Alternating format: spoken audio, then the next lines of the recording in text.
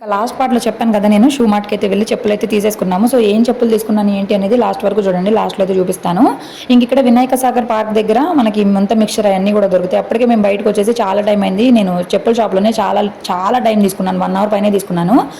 ఎందుకు హవికి ఆకలి అవుతా ఉంటది. మళ్ళీ ఇంటికెళ్ళి లంచ్ ప్రిపేర్ చేసేసరికి చాలా టైం పడతదని చెప్పి ఇక్కడ ముంత మిక్చర్ తీసుకొని హవికి అయితే పెట్టేసాను. ఇంకా నాకు చాట్ కూడా తినాలనిపిస్తే మా వారిని అడిగితే హవిని తీసుకొని నాకు చాట్ అయితే ఇచ్చేసారు. చాట్ కూడా చాలా బాగుంటది. 20 రూపీస్ టేస్ట్ చాలా బాగుంటది. ఇక్కడ వినాయక సాగర్ దగ్గర ఏమైనా ఉంటే గనక ఖచ్చితంగా ట్రై చేయండి. ఇంకా ఫైనల్‌గా ఇంటికి వచ్చిన తర్వాత నేను తీసుకున్న చెప్పులైతే ఇవి క్రాక్స్ అయితే తీసుకున్నాను. ఫస్ట్ టైం ట్రై చేస్తున్నాను. మా ఆయన అయితే అసలు ఈ ఆడాలి చెప్పలేనా అని చెప్పి అక్కడైతే నా పరువు తీసేశారు.